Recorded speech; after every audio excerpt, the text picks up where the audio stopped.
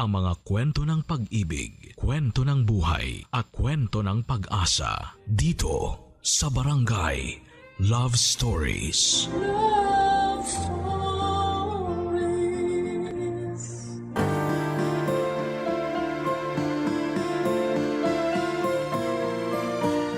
Hindi madaling panindigan ng pagsasama habang buhay ng mag-asawa. Maraming pagsubok ang dumarating na siyang nagiging balakid sa pagsasama nila hanggang sa pagtanda. Ikaw, kabarangay, nakikita mo ba ang karelasyon mo ngayon na makakasama mo sa panghabang buhay? Dear Papa Dudut, ako nga pala si Belinda, 50 years old, at ang kwentong ibabahagi ko sa inyo ay tungkol sa asawa kong si Owen. Kaedad ko lamang siya. Meron kaming 15 anyos na dalagita, si Mira. Sa kanilang dalawa umikot ang mundo ko. Lahat ay handa kong gawin para sa kanila. Hindi naman sa pagmamayabang, pero mabuti akong asawa at nanay, Papa Dudut. Hindi ako pabaya, sigurado ako doon. Araw-araw ay lagi kong pinapatunayan yon. Housewife kasi ako, kaya natututukan ko ang lahat ng pangangailangan nila.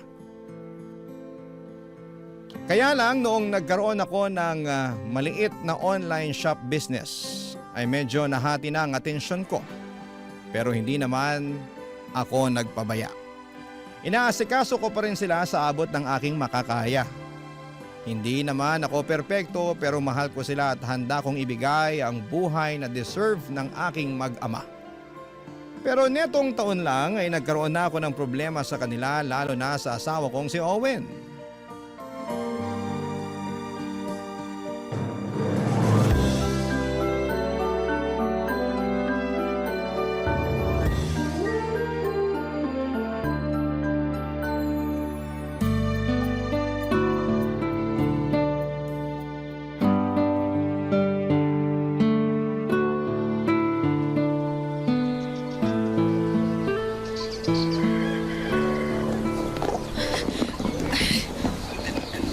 Mira, pakiabot naman yung takip ng baonan mo. Sabi naman kasi sa'yo na huwag mo na akong baunan. Nakakahiya. Ako na lang yata nagbabaon sa klase namin. Ay, tumigil ka nga. Maaga akong nagising para ipagluto ka ng baon mo, ha? Maswerte ka ngang may nanay ka na umaasikaso sa'yo. Yung ibang bata nga dyan, eh. Ay, naku si nanay. Nagsermon na naman. O, sige na po. Magbabaon na po ako. Ay, ubusin mo na ang baon mo, ha? Opo, nay. At ilabas mo agad sa bag mo yung baonan mo pagka uwi mamaya. Baka naman bukas mo na naman ilabas. Mangangamoy panis na naman ang baonan mong bata ka. Ay, ang daming sermon ni nanay. Umagang-umaga. Tawagin mo na ang tatay mo para siya ng next na sermonan ko. Tay! Tawag po kayo ni nanay! Asan yung gray na polo ko? Ay, nasa labahan pa. Hindi ako nakapaglaba kasi. Ano ba naman yan, Belinda? Di ba nga ang bilin ko na sa'yo, laban mo na yun? May pictorial kami mamaya para sa kumpanya namin eh. Marami ka pa namang matinong polo sa cabinet. Hahanapan Wag na! Eh, hindi mo naman kailangang sumigaw, Owen. Nandito lang ako sa harapan mo. Magkalapit lang tayo. Eh nakakainis ka kasi. Hinaan mo nga yung boses mo. Maririnig ka ni Mira. Wala akong pakialam. Galit ako ngayon. Oh, ito na ang baon mo. Ayoko magbaon. Ito naman. Magaya ka na kay Mira na nag-iinarte sa baon ah. Kunin mo na. Mas masarap naman tong luto ko kaysa dun sa kantin nyo sa opisina. Eh masyadong mamantika ang mga luto mo kumpara sa kantin namin eh. Grabe ka namang magsalita ha. Dahan-dahan naman sa panlalait sa luto ko. Asawa ko pa rin ako. Bakit? Ilait mo rin naman ang kantin namin ah. Eh di mas importante sa'yo ang kantin nyo kaysa tong nararamdaman ng asawa mo. Masyado ka kasing sensitibo. Asa na ba yung Mira na yon para makaalis na kami? Mira! Mira! Tara na! Malilate na ako! Dahil lang ba sa polo mo na hindi ko nalaban kaya ganyan kakasungit ngayon? Eh, nagsabi na kasi ako sa'yo nung nakaraan. Eh sa nakalimutan ko nga. Nag-general cleaning ako nung isang araw. Nag-general cleaning. Nagbababad ka na naman dyan sa negosyo mong hindi naman pumapaldo. Bawiin mo yung sinabi mo. Ba't ko babawiin? Eh, totoo naman. Mira, ano ba? Dalihan mo! Malilate na ako eh! Papunta na po, tay! Salamat ka, ayokong masira ang araw ko. Hindi ko papatulan ang pagsusungit mo sa akin. Pero mag-uusap tayo mamaya. Wala tayong dapat pag-usapan. Labhan mo na lang ang mga damit ko kaysa sayakin mo ang oras mo dyan sa negosyo mo. Mira, ano ba? Nandiyan na po, Tay! Hindi ko maintindihan kung bakit gano'n na lamang ang galit sa akin ni Owen. Para lang sa polo ay nasaktan na niya bigla ang feelings ko. Nang makaalis silang mag-ama ay napaiyak na lamang ako. Hindi ko alam kung mababaw lang ba ang luha ko ng mga oras na yon o sadyang pagod na talaga ako. Nanliit pa ako lalo sa sinabi niya tungkol sa negosyo ko. Oo at hindi naman kalakihan ang kinikita ko roon. Pero masaya akong may sarili akong pinagkakakitaan. Mula kasi noong naging mag-asawa kami ni Owen ay iniwan ko na ang karir ko. Nabuntis na rin kasi ako bago kami ikasal. Kumbaga ikinasal kami ng biglaan. Nagliligawan pa lamang kami noon at hindi pa ganon ka-invested sa akin si Owen.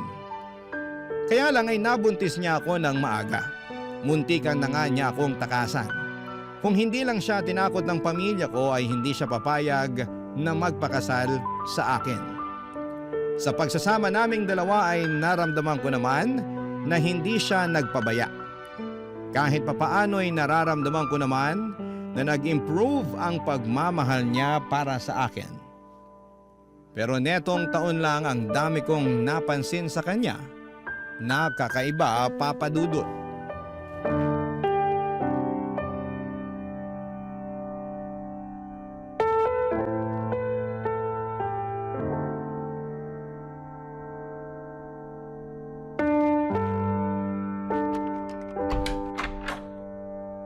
Bakit ngayon ka lang umuwi?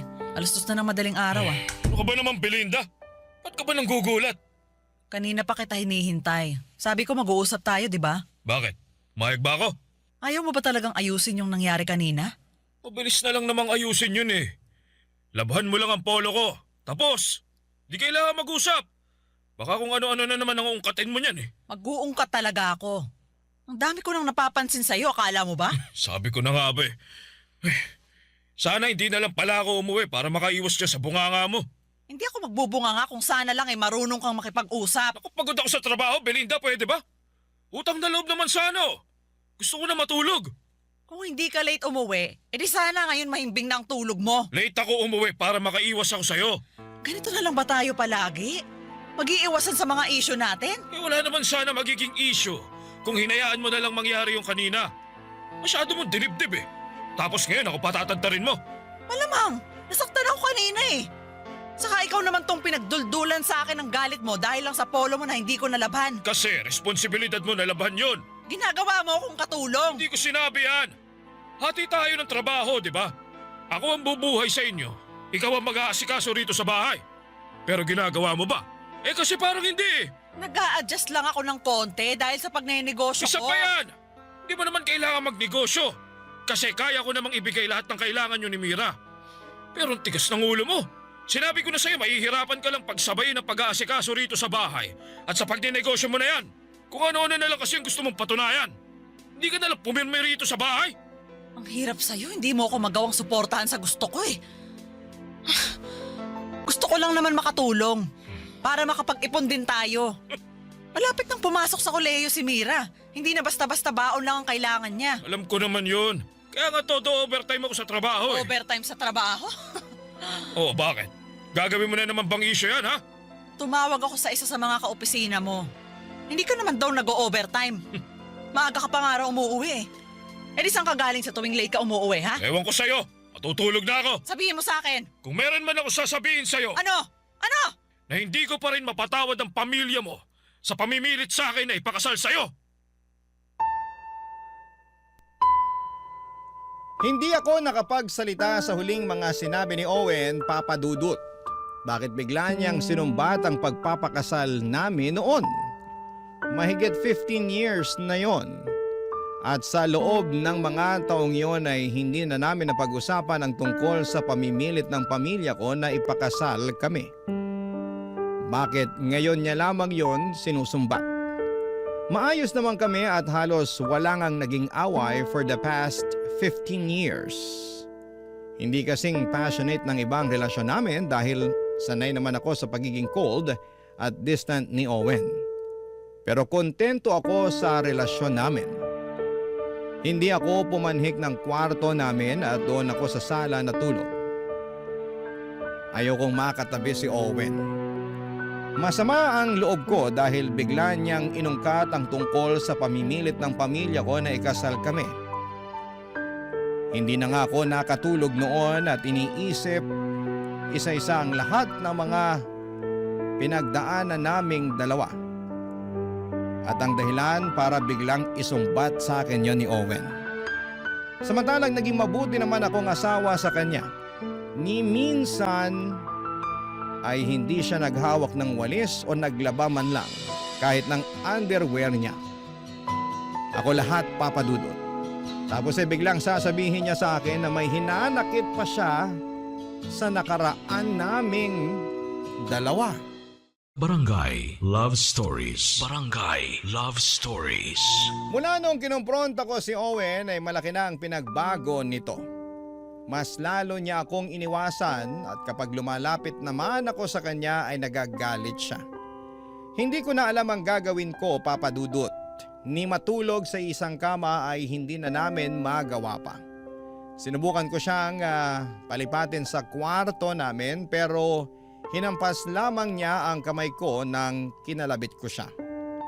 Napapansin na rin kami ng anak naming si Mira pero hindi lamang ito nagtatanong. Hirap na ako sa sitwasyon ko. Wala akong mapagsabihan maliban sa kapitbahay kong si Diana. Mas matanda siya sa amin ni Owen ng 5 years. Biyuda na siya at mag-isa na lamang sa kanyang bahay. Siya ang umaalalay sa akin sa pinagdadaanan ko sa relasyon namin ni Owen. Isang araw nang layasan na naman ako ni Owen. Pinuntahan ko si Diana sa bahay niya. Kakatuksahan na ako pero nakita kong hindi niya naisarado ang pinto niya. Kaya pumasok na ako, Papa Dudut.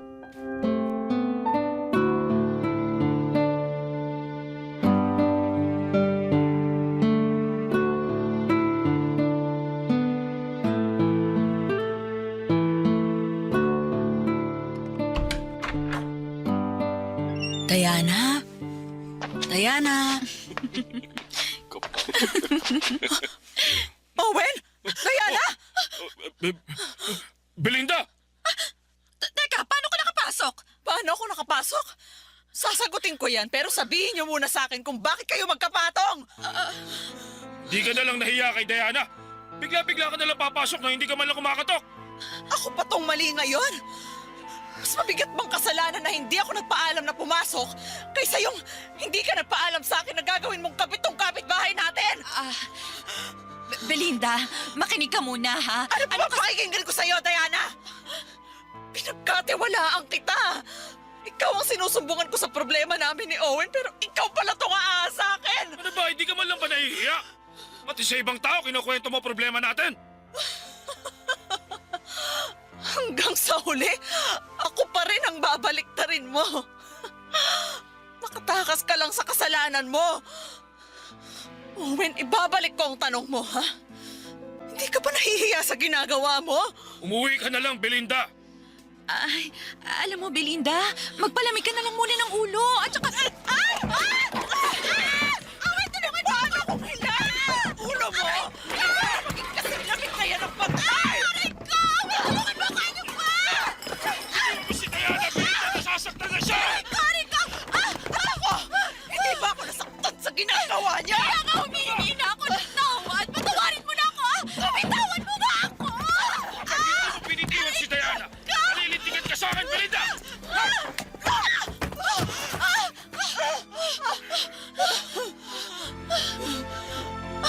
Owen, bakit mo naman sinampal si Belinda? Belinda, ayos ka lang ba? Huwag mo akong hawakan! Huwag mo na kasing tulungan yung babaeng yan, Diana. Napaka-arte. Owen naman! Bakit? Bakit niya ito nagawa sa akin? Umuwi ka na. Hindi ako uuwi hanggat hindi mo pinapaliwanag sa akin kung bakit kapitbahay pa natin ang ginawa mong kabit. Wala kang makukuhang sagot sa akin. Kaya umuwi ka na, Belinda! Kung hindi mo pa kayang ibigay ang sagot, sige, ayos lang. Pero halika na. Halika na, umuwi na tayo. Tanga ka ba? Bakit uuwi ako kasama mo? Para makapag-usap tayo. Linawin mo sa akin tong nangyayari. Belinda, ito na yon. Ito na yung sagot, oh! Tapos na tayo! Hindi na ako uuwi sa'yo. Dahil si Diana na ang tahanan ko. Napakasakit na marinig na ang taong ginawa mong tahanan sa mahigit 15 years ay sa iba na gustong umuwi. Nakatulala ako noon habang binabantaan ako ni Owen na nakakalad ka rin niya palabas ng bahay ni Diana. Kung hindi pa nga ako aalis ay masasaktan daw ako. Sinaway siya ni Diana at sinabing malina ang mga salita niya. Nagtalo silang dalawa at saka ako nilapitan ni Diana para alalayang makalabas na. Masyado na ako nanghihina noon, Papa Dudut, para lumaban kay Diana. Lumabas ako ng bahay at saka umuwi na. Tinutuon ni Owen ang mga banta niyang hindi pag-uwi sa aming bahay. Doon na siya kay Diana tumira at kinuha na niya lahat ng damit niya habang nasa eskwela si Mira. Alam kong alam na rin ang anak namin ang mga nangyayari. Pero hindi siya nagsasalita. Alam kong naaawa na sa akin ang anak ko sa gabi-gabing pag-iyak ko. Namimiss ko si Owen at hindi pa ako handang pakawalan siya. Kaya palagi akong kumakatok sa bahay ni Diana para bawiin siya, Papa Dudut.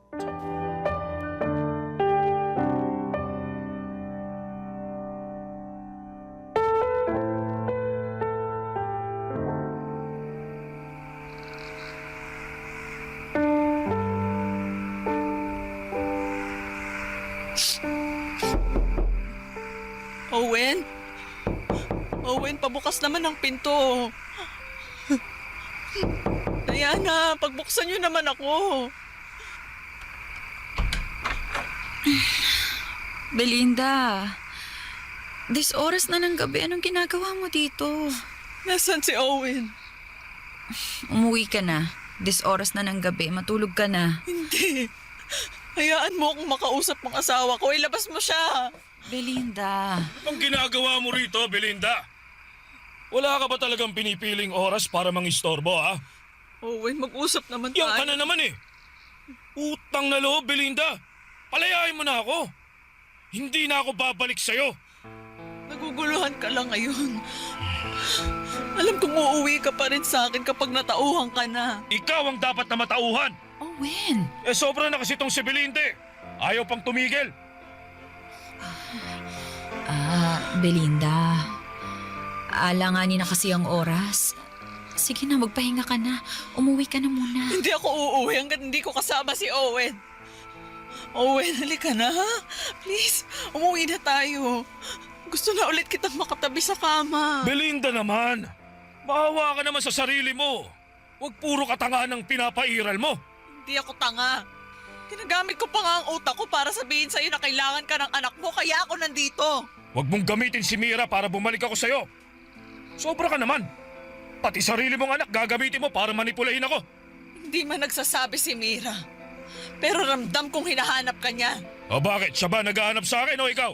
Huwag mong idamay ang anak natin dito. Kasi wala siyang kinalaman kung bakit kita iniwan. Sige na naman na, Owen. Umuwi ka na sa amin ng anak mo. Hinihintay ka na ni Mira. Kakausapin ko si Mira bukas. Ipapaliwanag ko sa kanya ang sitwasyon natin. Huwag mong sabihin sa anak natin na iniwan mo ko. Kailangan nang maintindihan ni Mira na tapos na tayo. Huwag mo nang buhayin sa kasinungalingan si Mira. Tulad ng ginagawa mo sa sarili mo. Owen, tama na. Halika na sa loob.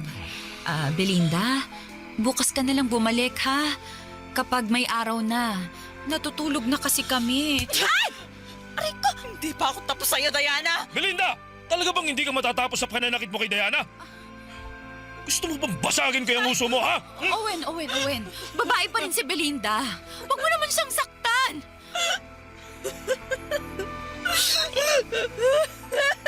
O ayan, kita mo? Nababaliw ka na. Belinda, halika na. Ihahatid na kita sa bahay mo. Huwag mo ako hawakan!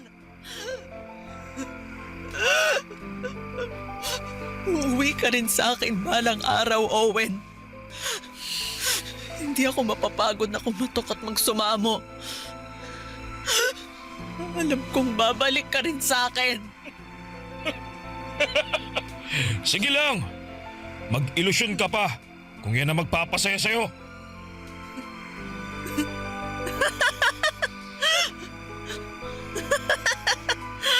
Uuwi ka sa akin. Alam ko. Kilala kita. Hindi mo kayang pabayaan kami ng anak mo.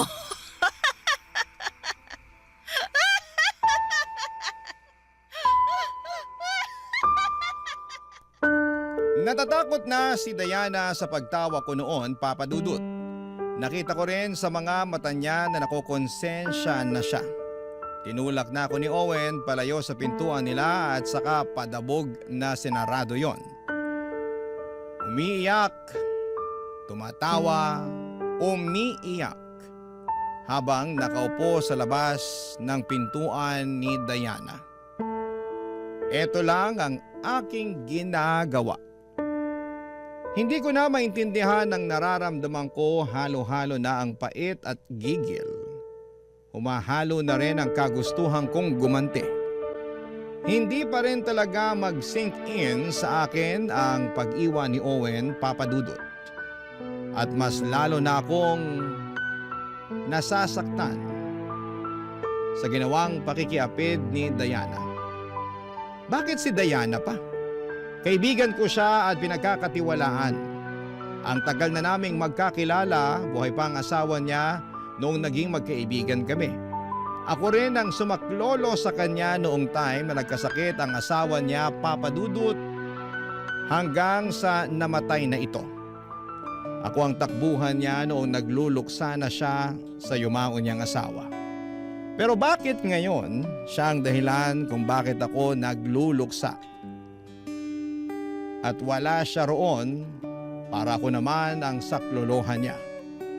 Bagkos, si Diana pa naging dahilan ng labis kong pagdurusa, Papa Dudut. Barangay Love Stories. Barangay Love Stories. Hindi ako tumigil na kumatok sa bahay ni Diana, Papa Dudut. Sa tuwing nakakaramdam ako ng lungkot, pumupunta pa rin ako sa bahay niya para pakiusapan na iharap sa akin si Owen. Kailangan ko siyang mabawi, Papa Dudut. Kahit gano'n na kasi ang nangyayari, mahal ko pa rin siya. Hindi ko alam ang gagawin kapag tuluyan na siyang mawala sa akin. Hindi na ako makapag-focus sa maliit kong negosyo. Pakiramdam ko ay binagsakan ako ng langit at lupa. Hindi sinasagot ni Owen ang tawag ko at blinak na rin niya ako sa Facebook niya. Nagbibigay pa rin siya ng sustento para kay Mira. Inaabot na lamang niya yon sa anak namin. Ayaw na niya akong harapin pa. Mabuti na lamang at hindi mapagtanong si Mira sa akin tungkol sa nangyayari sa amin ng tatay niya. Baka hindi ko makayanan. Baka mapaiyak na lamang ako at hindi ko kayang makita yon ng anak ko, Papa Dudut.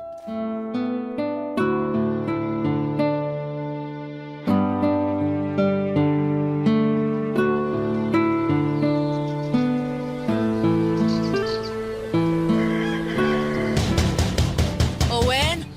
Diana! Pagbuksan niyo ako! Kanina pa ako kumakatok dito!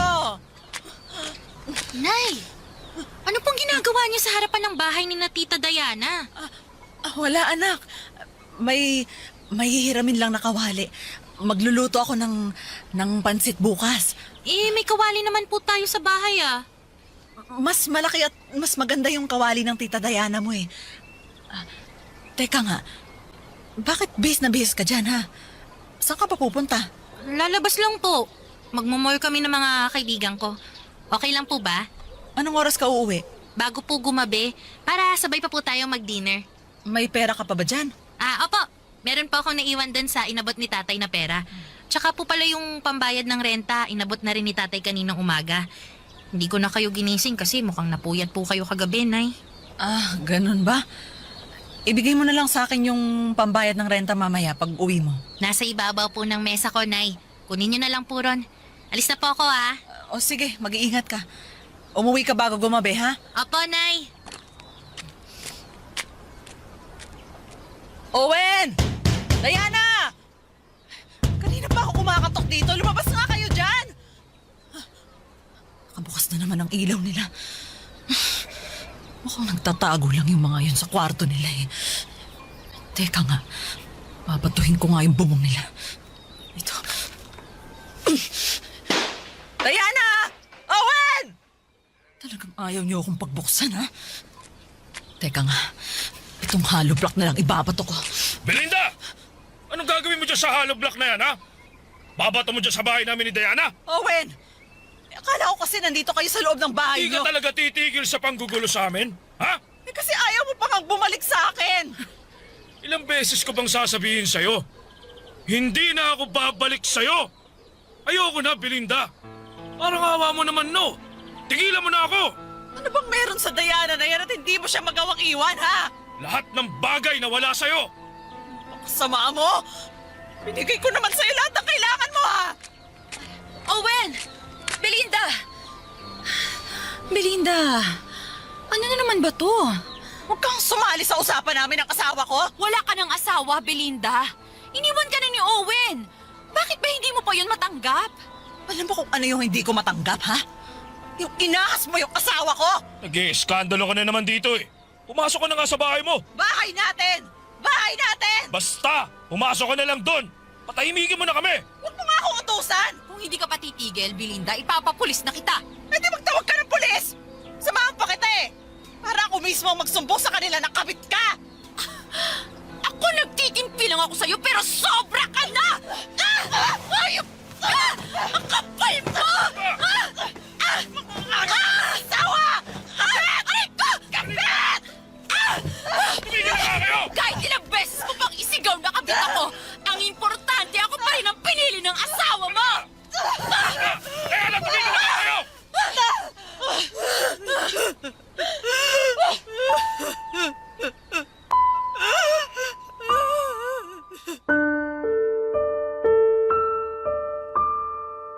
Napuno na si Diana sa akin, Papa Dudut.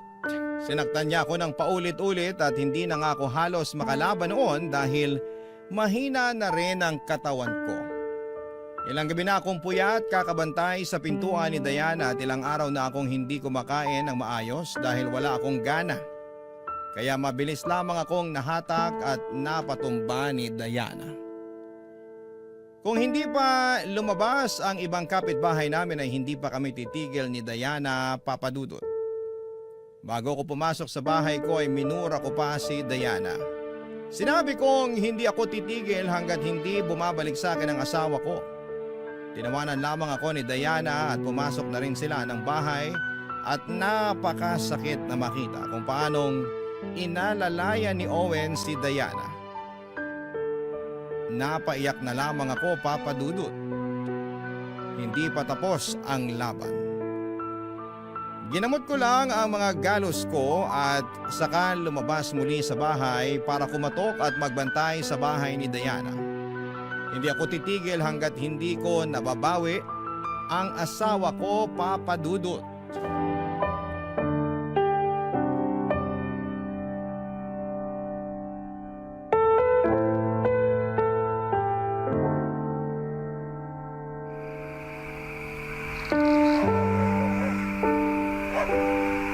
Nay? Anak, Mira, bakit ginabi ka, ha? Sabi mo sa akin, uuwi ka bago gumabi. Napasarap po ng kwentuhan, Nay. Sorry po, Hindi na rin namin namalayan yung oras Tapos, naipit pa sa traffic. Kumain ka na ba? Siyempre, hindi pa. Sabi ko sa'yo, sabay tayo, di ba? Pwede bang magluto ka na lang muna ng tosino? Meron pa dun sa ref. Oh, sige po. Pero paano po kayo, Nay? At saka, bakit nandito pa rin kayo sa labas ng pintuan ni na Tita Diana? Hindi pa kasi, hindi pa lumalabas si Diana. Hindi ko tuloy mahiram yung kawali niya. Sige na anak, pumasok ka na sa bahay para... Teka, Nay. Ano to? Bakit puro galos po kayo? Wala to anak, nadapa lang ako kanina. Nay, ilang beses na po akong nadapa. Tuhod ko lang po yung nagasgasan. Bakit po yung sa inyo buong katawan na? Alam mo naman ang nanay mo, mahina. Kaya nung nadapa ako, gumulong ako. Tapos, Nay, tigilan niyo na ang pagkatok sa pinto ni Tita Diana para pauwiin si tatay. alam mo, Alam ko po. Alam na alam. Hindi lang ako nagsasalita pero alam kong pabalik-balik kayo rito para lang makipagbalikan kay tatay. anak, kailangang matauhan ng tatay mo para umuwi na siya sa atin. Diana! Owen! Lumabas kayo dyan! Pagbuksan niyo ako kung ayaw yung sirain ko yung pintuan niyo! Nay! Nay, tama na please. Nakakahiya na to. Huwag mo akong pigilan, Mira! Ginagawa ko to para sa'yo! Diana! Owen! Sinabi ko nang buksan niyo to eh! Tita Diana! Tatay! Huwag kayo makikinig kay nanay ah! Huwag niyong bubuksan tong pinto! Nay, tara na! Huwag mo akong pigilan, Mira! Sige, Nay. Ubusin mo lang ang lakas mo. Mapapagod ka rin. Tandaan niyo, mas bata ako sa inyo. Mas malakas pa ako sa inyo. Owen! Diana!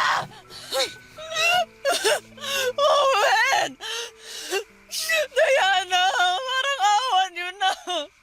Pagbuksan niyo ako ng pinto. Nay. Tama na. Please. Hindi mo ako naiintindihan. Kailangan nating pabalikin ang tatay mo sa atin. Dapat sa bahay natin siya uuwi, hindi kay Diana. Hayaan mo na akong hatakin ng tatay mo, ha? Para rin naman to sa'yo, anak eh. Nay. Para po ba sa akin o para sa inyo? Kasi sa akin okay lang naman kahit wala si tatay. Natanggap ko naman po. Kaysa palagi kayong nag-aaway. Mas okay na sa akin yung ganito, Nay. Hindi mo ba gustong makasama ulit sa bahay ang tatay mo? Nakakasama ko pa rin naman po si tatay. Binibigay pa rin niya ang kailangan natin. Nagsusustento pa rin naman siya. Pero Nay, ayaw niya na sa'yo eh. Yun na lang pong tanggapin niyo. Nay, ako po kasi nahihirapan. Pag naririnig po kitang sinisigawan ni tatay kasi nangungulit ka na naman sa kanila. Ako po yung nahihiya para sa inyo. Anak, pag matanda ka na, maiintindihan mo rin ako kung bakit. Kung bakit gusto ko pa rin mahalin at makasama yung tatay mo. Nay, pag matanda na ako, sisiguraduhin kong hindi ko ipipilit ang sarili ko sa taong hindi naman ako gusto. Ang huling sinabi ni Mira ang siyang naging mitya ng lahat ng kamarteran ko, Papa Dudut.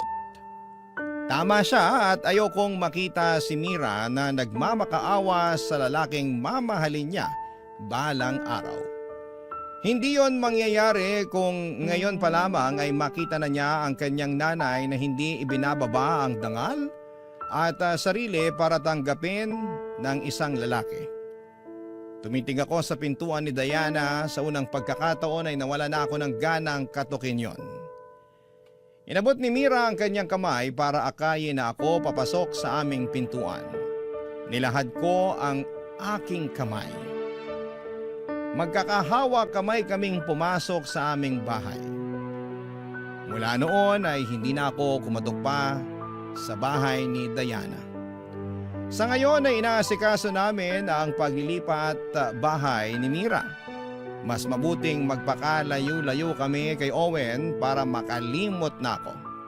Hanggat nasa malapit lamang siya at nasa katabing pintuan lang ay alam kong may chance na muli akong matukso na kumatok.